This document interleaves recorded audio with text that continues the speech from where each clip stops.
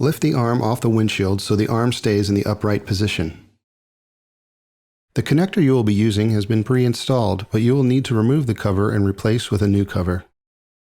Locate the side lock connector cover from the package.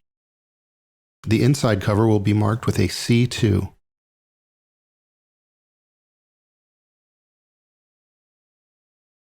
To remove the current connector cover, pull both sides apart and raise the cover by pushing down on the inside tab.